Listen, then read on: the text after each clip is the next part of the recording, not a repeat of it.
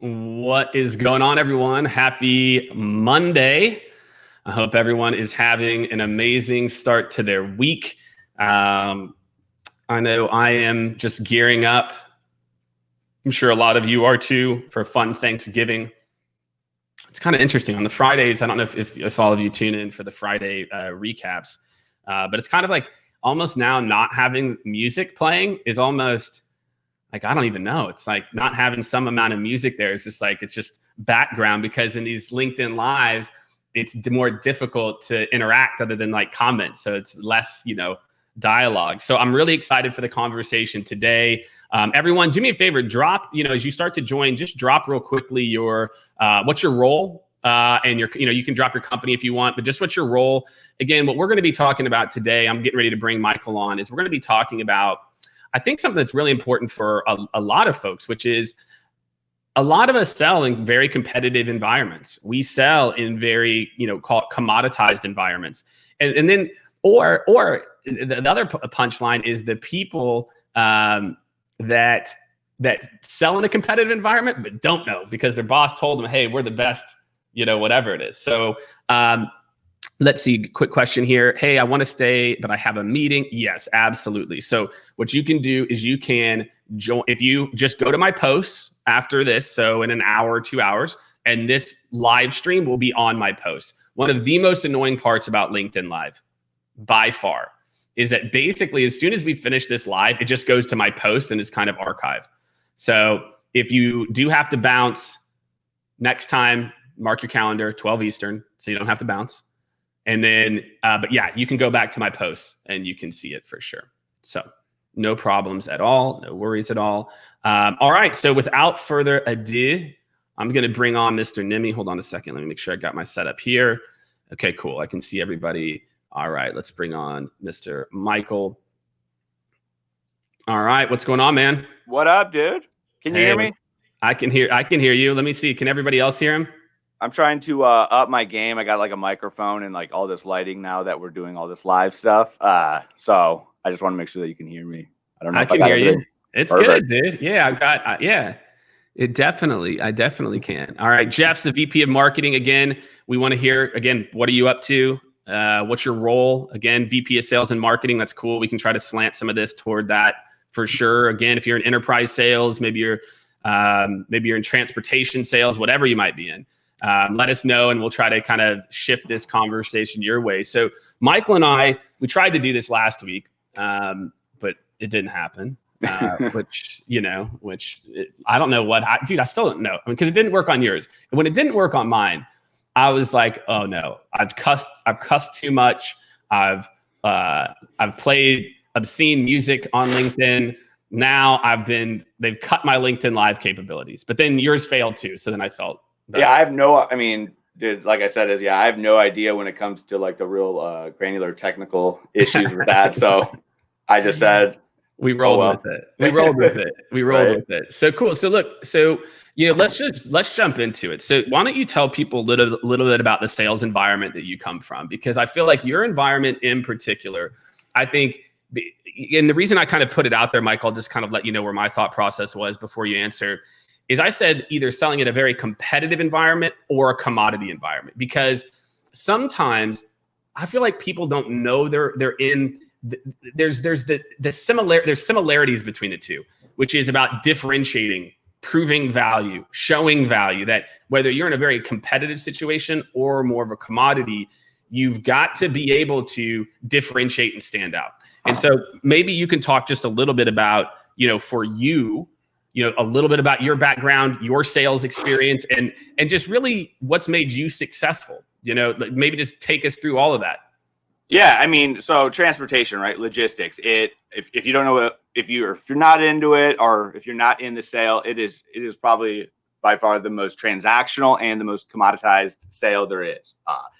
And I honestly think that nobody knows that. I think they know that, but nobody knows like how to step outside the box, and at least from the 8 years I've been in, step outside the box and really, make this more of a, let's solve some problems and sell outcomes type of sale. Yeah. So for the past 8 years, I've never sold a transactional deal. So when I say transactional deal, and again, let me pause real quick. I don't want to just keep this on supply chain, logistics, sales, but for the fact of the background story, I'll give it to you. So yeah, for sure. So when I say transactional, it is more or less like best price. Let me give you a cheap rate. Let me give you a cheap rate. And nobody ever is realizing that there's more things that impact the company within their supply chain than just a cheap rate. So I just kind of, I'll share a story. So I was in a saturated market when I first started my career in Detroit. I mean, I'm telling you, like, we were ground and pound going through, the door-to-door, business-to-business sales, and people hated the company I was at. Like, I would either get, I would either get, hey, we already work with you. We hate your company. More or less, it was more like we hate your company just because we were so aggressive with sales. And then once I started selling those companies, I started realizing it doesn't really matter what company you're in. It's more or less like, what am I bringing to the table that rep didn't? So that's when I started really focusing on, like, what solutions, what problems is Mike Neme solving, and then what outcomes is he selling to these companies? Because I was crushing it. I was number one in the Detroit market in just a year, and it wasn't. I mean, I had all the bells and whistles that every other rep at that company, my same company, had. I was just doing things different, and the difference was I was, targeting multiple different departments that were impacted by the supply chain, right? And then I was setting the meeting. I mean, I'm very big in metrics. 91% of my meetings set and sold were at executive level, and that could be anywhere from $50,000 a year in transportation all the way up to I've sold $20 million accounts in transportation. So it always started with the executive leadership, because again, they're the ones, let's face it, they might not be the ones in the granular stuff, but they're the ones writing the checks. They're the ones saying, hey, this is going to impact my company. I'm going to make this happen. So this is it, man. Let's pull on this. So you're especially I feel like in these competitive or commodity or more technical, they all actually have similarities, believe it or not. That a lot of people where the deals get stopped is at the front line or at a tactical level. So what specifically? So there's two things. One, you were able to get to different. You says you talked to different people. You didn't go and necessarily talk to the XYZ role. Well, I still did. Of course you did. Of course you did. Meeting, but you talked to these other people too, the executives. How did you do that? How are you so successful at, people hated this company. In a year, you're the top salesperson. You're flipping these people that didn't hate it. And not only are you flipping those people, you're flipping their boss's boss. So what do you feel like? And it's funny because you and I have talked before, and sometimes you're like, dude, I don't even know what I do, man. I like black out and like, it just works. But it's funny though, as I've gotten to know you, there's a lot of process behind what you do. And so how were you able to do it? How were you able to get executive meetings in a sale like that? What was your and what do you think you did that was different than the other reps? I'm just laughing in my head now because of what you said, is because people probably are like, man, this guy, I was going to say the biggest thing was listen. And if you see me from this LinkedIn stuff, it's like, this guy talks a lot. How does he listen? But no, I do listen a ton. And when it comes to process, I always say is I'm very detailed with certain things, believe it or not. And the process was the biggest thing. And listening was one of them, right? So let's just say this. I figured out, I think a lot of people want to know what they're like. They're really so gun ho on learning everything. Like I couldn't tell you how many miles per gallon a 53-foot truck was able to give you. I didn't know the operational piece. I got really good at business, right? I wanted to know what impacted this business and from my service, right? Or my transportation. So I'll keep it real short. I'll try to keep it real short. But for instance, diluting buying power. In my head, I wouldn't sell them. I'd go talk to the transportation manager and be like, hey, listen, what's your process like? I don't want to do business with you. I know if they hated my company, I'd say, listen, I know you guys hate us. I'm a new rep. Just let me know what you guys are doing. And then I found out, well, right now they're using 4 different platforms. It's taking them, X amount of time, billable hours to do this. Okay, I wrote that in my notes. And then I go to accounting, right? Accounting, how are you allocating your transportation costs into your pricing model, right? That's where, when I started talking to accounting, that's really where I started, succeeding more, because it's a finance thing. And Then when I've done How my did you get that meeting? Let's drill in here, and I'll kind of piggyback it. Shane Cooney had a really great question. He said, like, would you agree that following a bottom-up approach would better prepare you for these? And I think accounting is maybe a side or whatever. How did you get the meeting with accounting, one? I didn't get a meeting. How did you get it then? How did you have the conversation with accounting? Just call. Like, that's the thing is, like, nobody's calling accounting for, so when I call them mini discos, I don't want meetings with other departments, right? This is like you're in and out, right? Dude, that's so smart. That's exactly it. Some people don't realize that. It's like, look, I don't want you to remember me. I don't want you to, I want to go in and I want to go out. And I don't want you to remember me. And that's, when to Shane's question with the reps, it's like, with our sales development rep, we sell the sales and CEOs. I want her to go, hey, why don't you go talk to these sales reps here? Go find this information, but don't be memorable. Be kind of memorable, but at the same time, it can be easier. Being memorable, we can get, that's a whole new topic. Yeah. So, but basically, a lot of people try to sell people. Like, for instance, I know they're not the decision maker, and this isn't putting anything against that logistics person, but it's more or less like, hey, listen, dude, I know you get blown up by tons of people like me. I want to know a few things in my head. I know that it's going to be an issue. I just want to know if you're doing it like that. Cool. Got your name. Your name's Steve. You have a manual process. Cool. Then I'll go write that down. One sec. I'll write that down in my CRM and put, hey, how do I target when I call the CEO? What am I going to say to get him to get my meeting? Because let's face it, even to this day, I'll call and I laugh. It's comical. Anything I say that has anything to do with logistics, supply chain, it's, hey, I don't handle that. No, you don't handle that. But I actually talked to Ashley in accounting. She said you guys aren't properly allocating your costs, your transportation costs into your pricing model. Do you know do you know that you're actually cutting into your own business margins? So I have a way to fix that.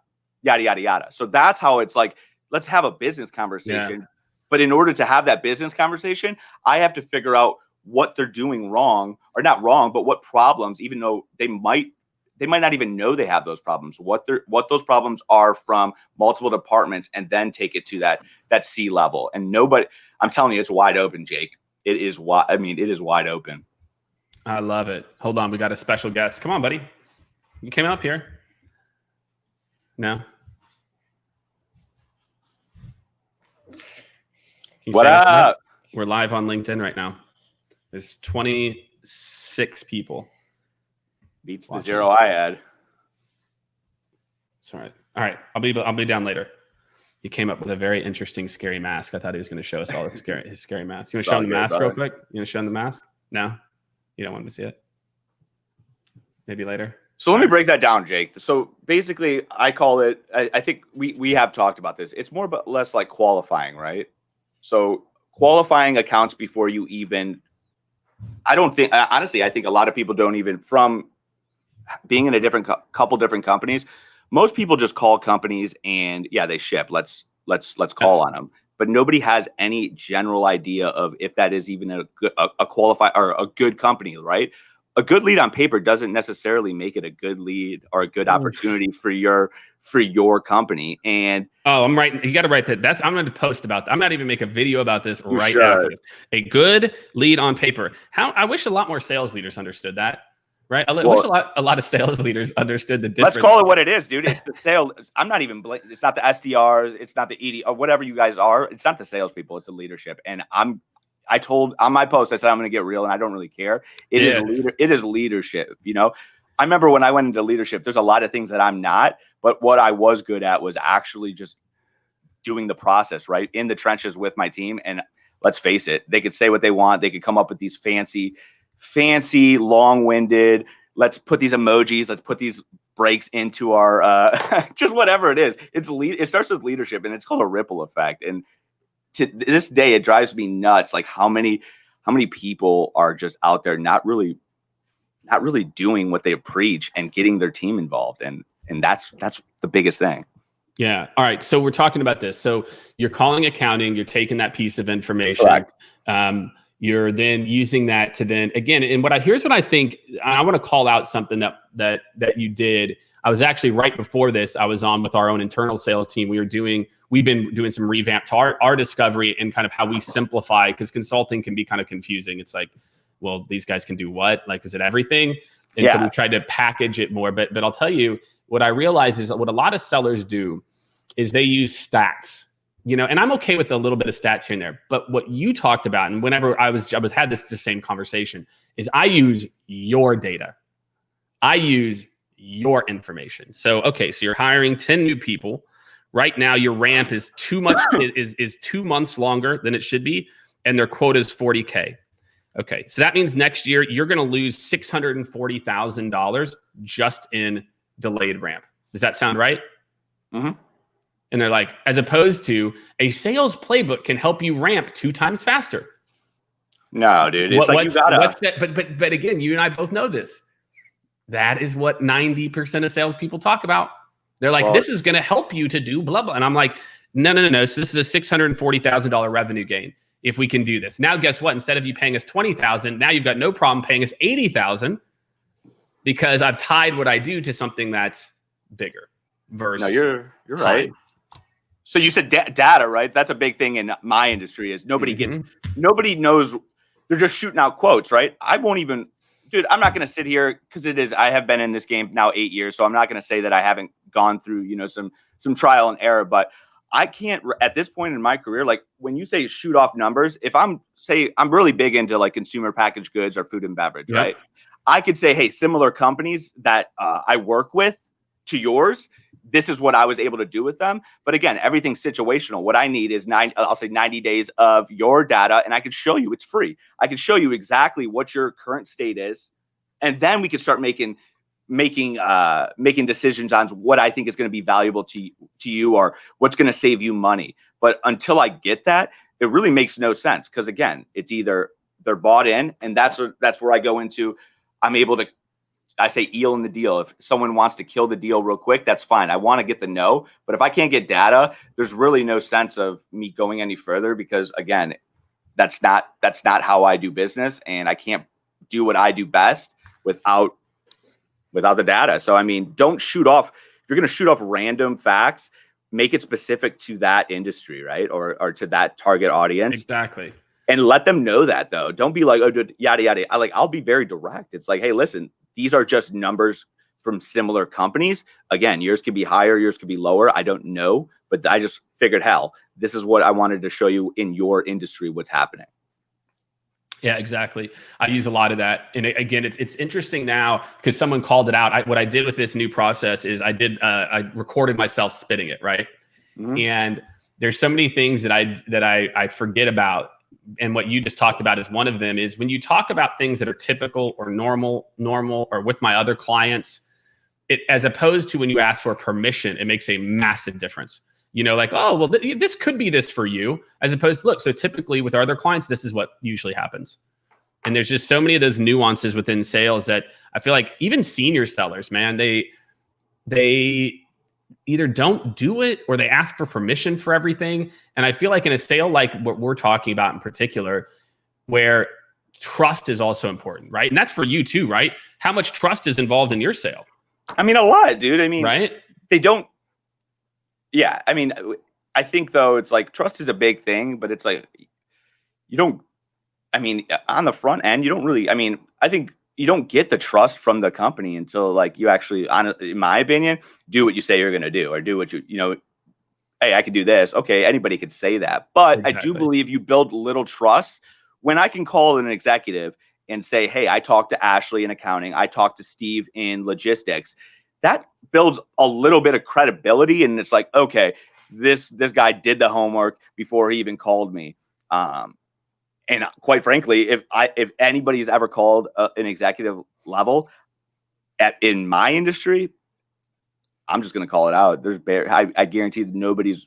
I would say 1% is bringing that information to that executive level, and I mean that's exactly what it is. But that's what you're talking about. That is every scenario. 100%. I mean, it's not. I mean, obviously, I work with a lot of tech. We work with a lot of tech companies and a lot of other companies, but it's the exact same issue there. And it's the same thing as cutting through the noise.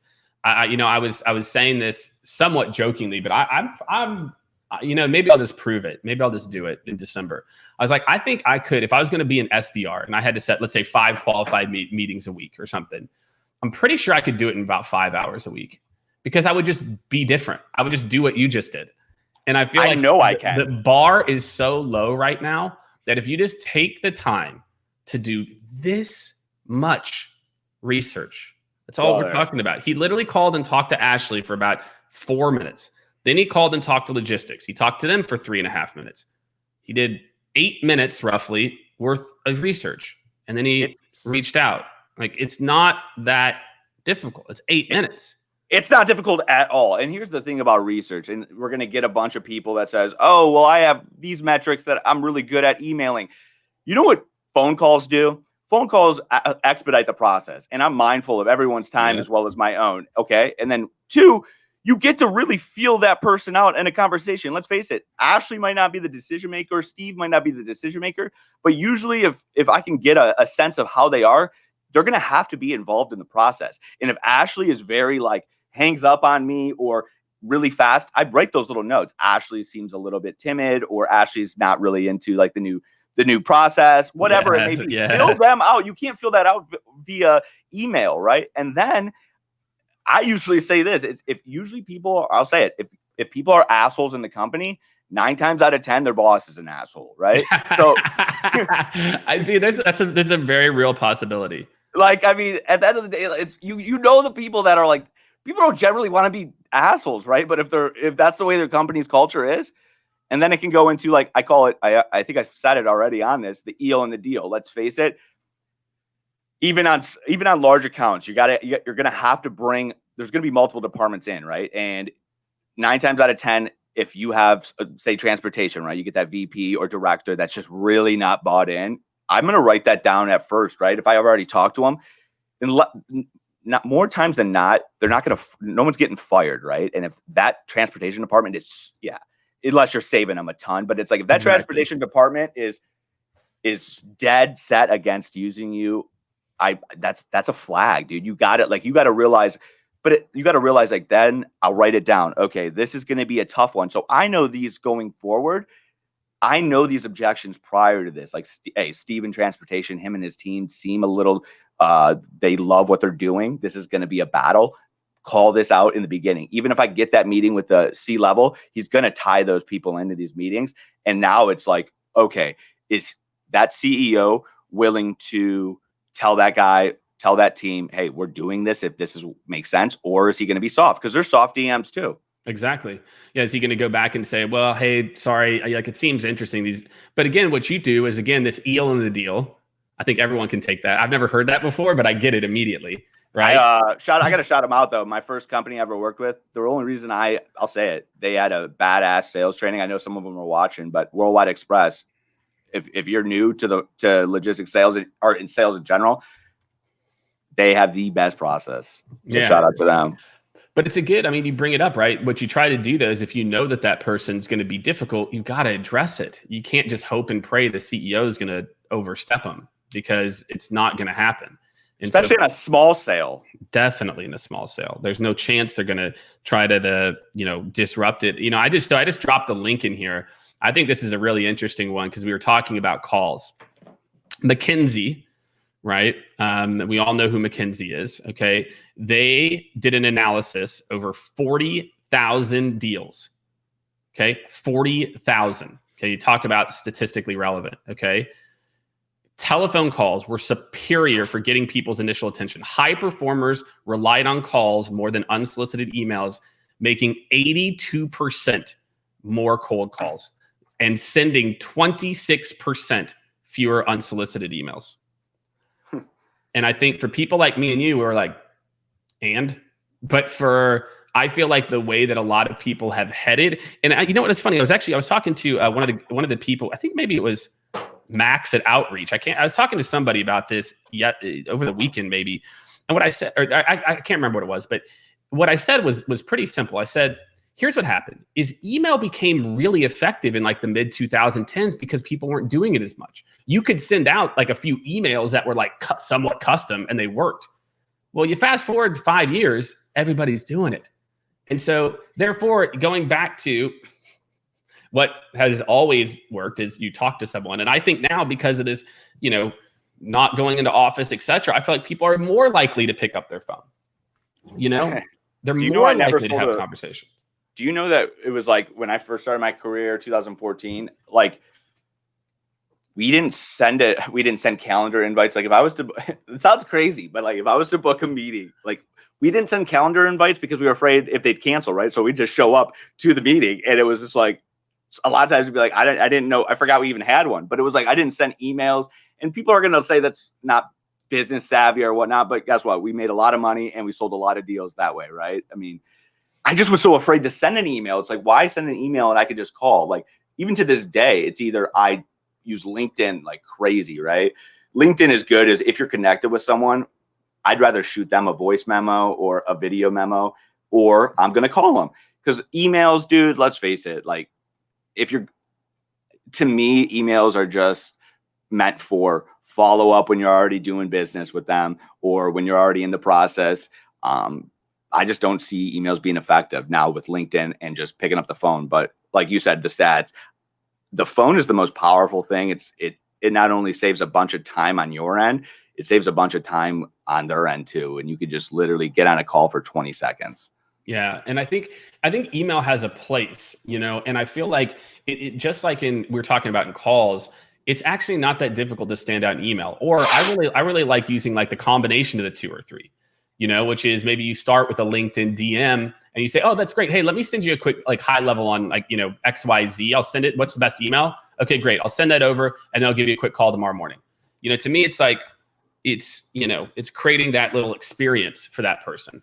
But and you could probably help me on that. I mean, I'm not saying like my way's the best. Like, trust me. Dude, no way. Whatever works, man. Look, I was talking to our SDR. She's now 4 months into the role, 4 months, 5 months, and what I tell her is this: I go, look, I'm going to give you plays that I know work, and then once you execute the plays, do whatever you want. Test, experiment, test, experiment. Try this, A/B test that, switch that out. There's no everyone has a path to get there. Now, I do believe that, obviously certain paths are more successful and you should always try to establish a baseline first. But no, I'm whatever works. If for you LinkedIn calls or video and calls or direct mail, then then people should just rinse and repeat that over and over. And again, it's also in an industry. Different industries may be more email savvy or more likely to be on the phone. That also depends. And so in your deals, so going kind of back to the main topic here, but I do think this is an important kind of, conversation for a lot of people to hear out there who, hear, shit like cold calling's dead or, oh, I can't get a hold of anybody. Here's the thing about I can't get a hold of anybody. Michael, you never could get a hold of anybody. When I was like, you never had some magical hit rate where I was talking to, out of 100 calls, 15, 20 people. It never happened. Like, I feel like people today, and the other thing is they're like, oh, but I don't have the direct dial. I'm like, you don't have the direct dial? I got plays for that too. Google it. Google it. Get Zoom. Shout out to Zoom Info. I'm sorry, but like, right. How many people? Oh, go. Okay, we'll get back on topic, but I have to say this. Like, I can't get a hold of anyone. If you have Zoom Info and you weren't literally these last 7-8 months of the pandemic, weren't blasting cell phone dials, I mean, I couldn't tell. Nobody was in the office. Everybody was hitting cell phone dials. Let's face the truth. The truth is, we're not self-aware. Let's be honest. And trust me, I get nervous too to this day. You were not calling the cell phone because you were seeing massive amounts of people saying, don't call the cell phone. They're going to hang up on you. So here's the thing: is you don't have the direct line. Figure it out. Like, I'm sorry, but like, figure it. Some point you got to just say in your head. Some people can tell you how to, like, there's coaching, right? And then there's just being like, okay, maybe I got to figure this one out on my own. And that's like, let's figure out how to get a phone. I can't believe it. It's almost kind of crazy. It's like, learn how to bounce a phone tree. Honestly, I preferred to not direct dial, meaning let me tell you what my move was. This is still the move today. And I've if you've listened to me, this is my move when I call in. I'll call in. Okay. And let's say I've never talked to a gatekeeper before. I use the same thing. I'm from Missouri, right? Go Chiefs, big win over the Raiders last night. And I'll be like, hi, I apologize. I've been transferred now to 4 different folks.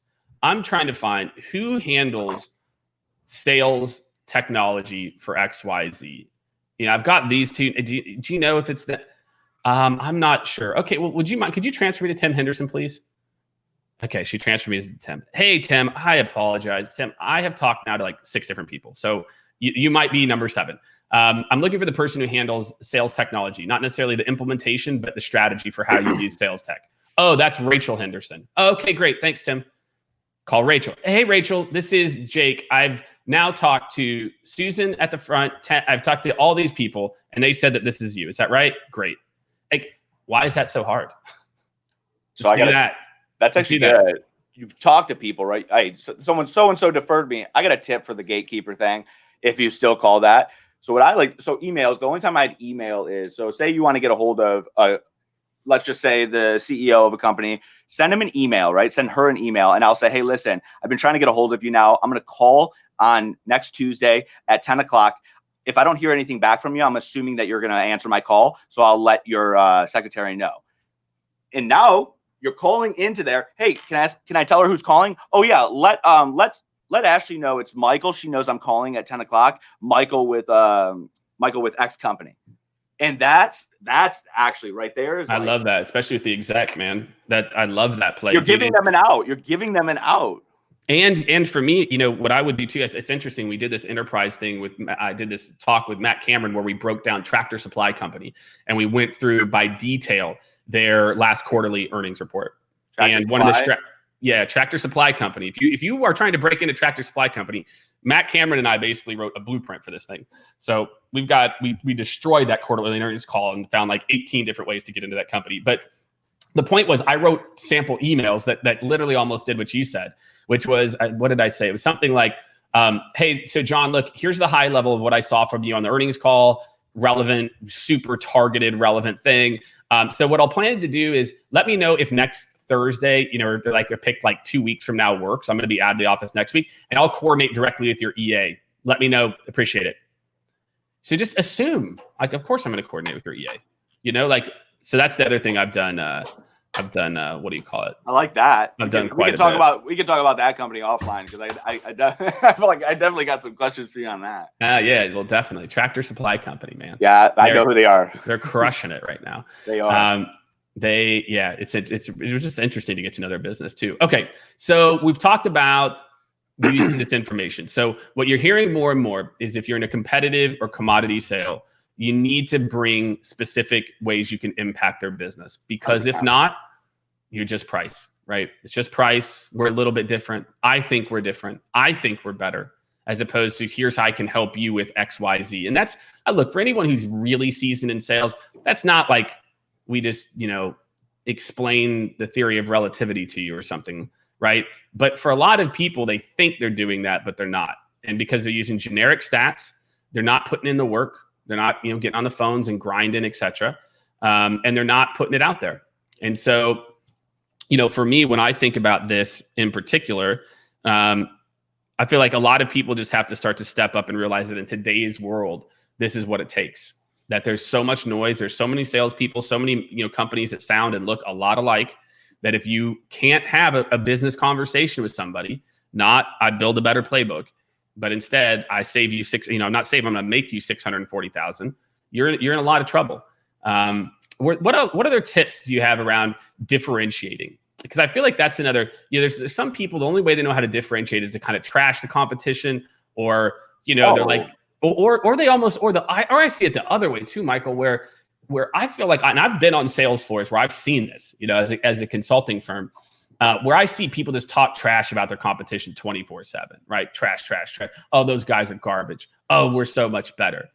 How do you differentiate, right? How do you think about outside? There's the business case, and then let's say you're up against another really good seller, and they've got a little business case too. So I love that. How do you differentiate? I love that. I mean, so here's the thing is, I'll shout out to anybody that is a competitor of mine and that's doing well, right? And don't get me wrong, I call into companies that say, hey, we've been with ABC company for 10 years now. I don't even buy that. Again, that goes back to another good lead on paper, just not a good opportunity. Shout out to that sales rep for doing his thing, right? But then I'll get into companies that are, again, maybe the same company or a big competitor of mine, and oh, that's a great company. Are they doing X, ABC for you yet? Well, no, right? Are they breaking out a root cause analysis report for you on a quarterly basis? Because they can, but are they? No. So it's not trashing them. It's almost like you don't trash anybody. Like, I hate to say, it's like, I am happily, well, not engaged yet, but hopefully she says yes. But even in a dating scene, right? If I always look back to dating, right? And it's like, what if someone you wanted to get, someone was dating someone, nothing serious, but you're not going to go trash their boyfriend. You're going to be like, oh, he doesn't open the door or give you flowers. That's crazy. Right? So it's like, yeah. I get it. I get the analogy. Yeah. So it's like in the back of your head, you're like, oh, they could do that. Why aren't they doing that? So that's like my biggest thing. It's like, great. I'll be like, that's a great company. They're one of my biggest competitors for what it's worth. Let me just ask you a real quick question though. Are they doing this for you? Oh, they're not. Okay. Boom. So just showing them that, okay, now I'm trying to get my foot in the door and I'm going to bring more to the table than your current supplier or your current vendor is. And does it work all the time? No, a lot of times, because again, we're in what I'm doing, the competition can do. And if that company wants to go give it back, so be it. But that's a way, again, trashing a company is just no way to do it. Yeah, that's what it is. You differentiate on things that that you compete against them, right? If they are good at X, then you highlight, again, you don't highlight it as an in your face. I call this like planting seeds. So like, let's say I go through a discovery and it's similar. And I'm like, okay, so it sounds like you're doing this. That's going extremely well. You've got plans to grow, but look, I've heard you have a solid track record to get from point A to point B. You just hired these 3 people. It sounds like things are in a really good spot. And so, if over the next, like, let me give you a high level on what we do, and I'll give them the 2-minute. And then let's just do this, Michael, is if this thing or this thing starts to come up, it's something I know is going to happen in the next 3 to 6 months. I know it, right? For us, like where we compete against other firms is their lack of customization, that people promise them this and then it's not differentiated. They then realize that these people aren't customizing. So for us, like, let's say if we lose a deal or something happens, hey, look, absolutely, sounds like this is great. I totally get it. It makes sense. Love them. They're great. If look, over the next, 30 to 45 days, you start to feel like maybe things need to get a little more customized or a little more in the trenches, and let's reconnect. And they always say yes. And so you just plant those seeds. I just plant little seeds. If this happens or this happens, then maybe we'll reconnect in the next like 45 to 60. Yeah. Okay. Yeah. Sounds good, Jake. Thanks. So I feel like you don't trash them, but I try to competitive differentiate. If I know their customer service, our customers perceive is better than ours, then maybe I'm going to, maybe I'm about speed or impact.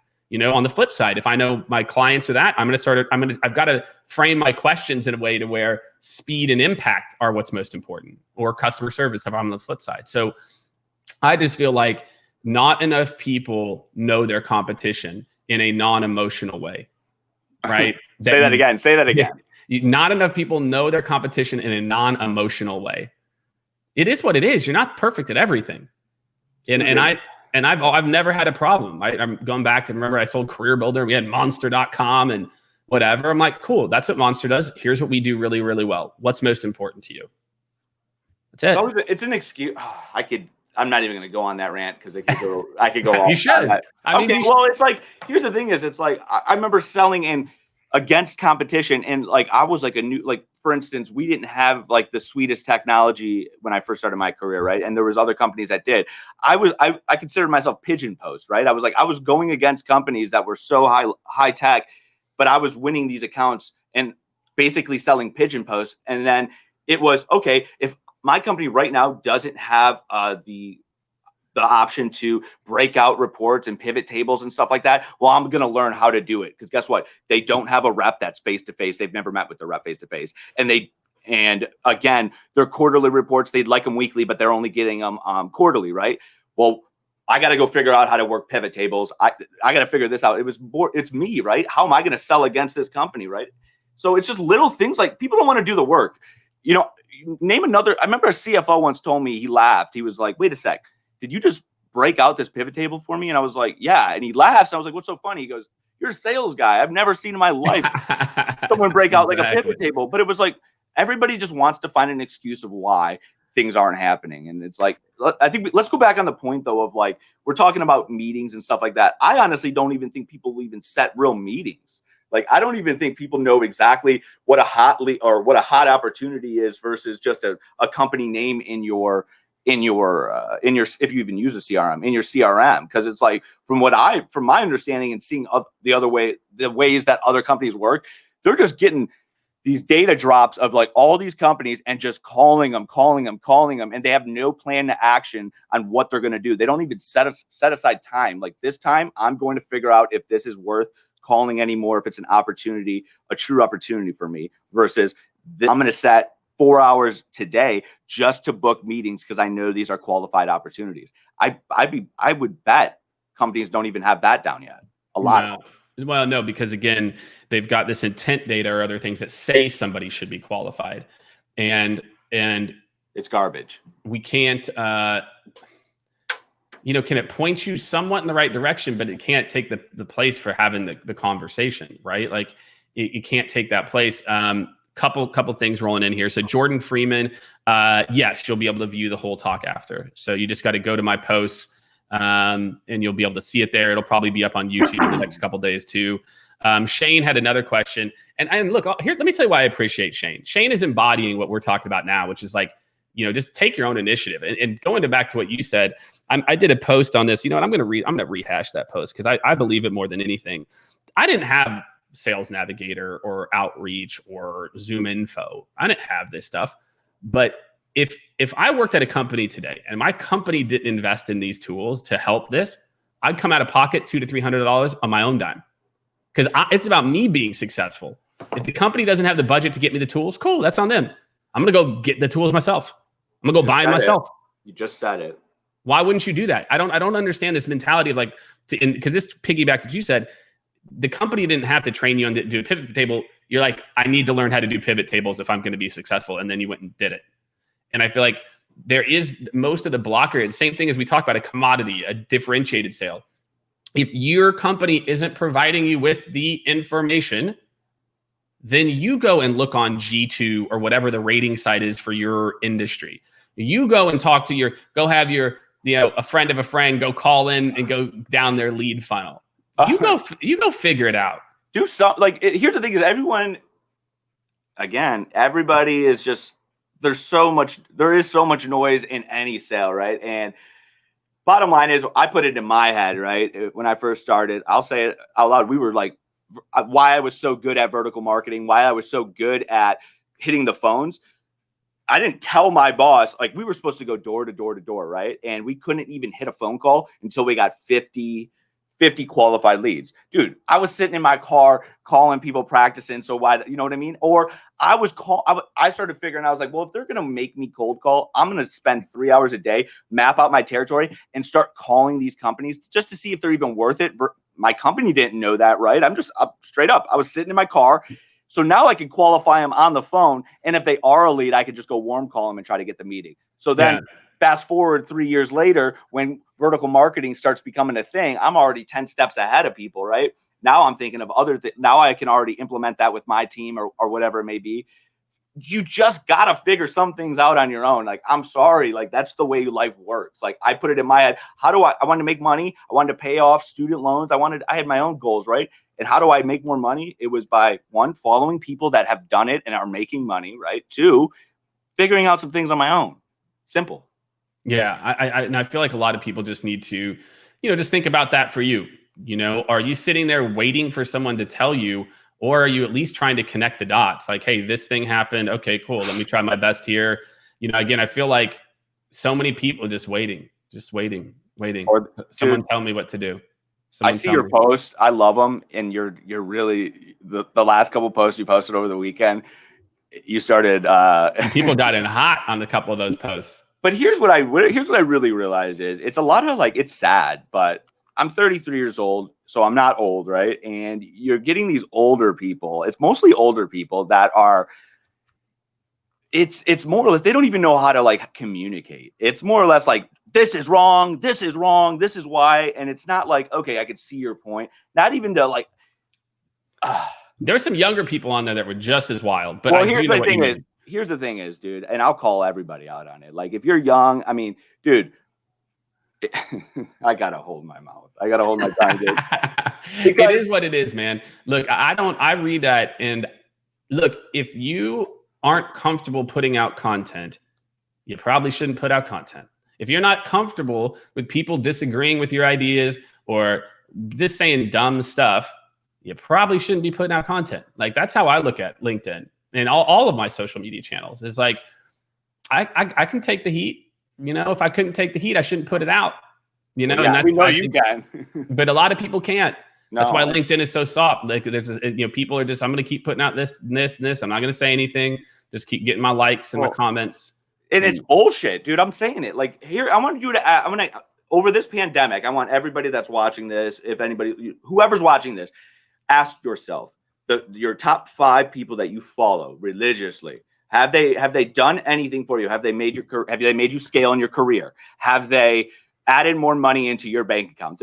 Ask those 2 things. And if you can't say yes to either of those, you got to really check yourself and literally look yourself in the mirror and say, okay, maybe I need to figure out who I need to like start getting advice from, following, because listen, I've been there too, where I've literally just said, oh, this person's pretty interesting, I'm going to follow them. And I've literally sucked a month of my life away from me. Right. And they didn't, that's the way I look at it. Unfollow. Yeah. Then you decide to tell people, I'm like, just hit unfollow. There's people that you don't have to like someone or view or agree with someone's beliefs and core values to follow their advice and doesn't make them bad at what they're doing. If they can solve some problems in your own sales career and increase your revenue or money you're making, that's a no-brainer for me. And I think a lot of people rather be these LinkedIn superstars versus actually make some money. And take it from a guy that literally I got less than 5,000 followers, but I've honestly have made over $100,000 and scaled 25% every year after year for the last 7 years of my career. And I'm a nobody. I am a nobody. So I don't know, take it how it is. But I mean, I think that people need to check themselves. Well, and you've got a point of view, at least, you know, you've got a point of view and you're willing to, but it's the same attitude about what's made you successful as a seller. And so look, as we wrap up here, any final thoughts on this commodity seller? Okay. So again, any tips or advice, if someone's competing on price, if they're competing on a competitive, what's a final, maybe little message to all those people out there who are struggling or, like, to your point, making excuses, etc.? What would you say? Look, if you can do this part, it's going to get you part of the way there, or it's going to get you a good chunk of the way there. That's way too, you know me. I mean, like one or two.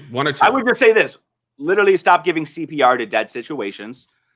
And that's key, right? Figure that out and stop thinking that, you know, you're different because you're a nice person or your customer service, you answer the phone and all that. That's a must be, right? That's like, people think that should always happen.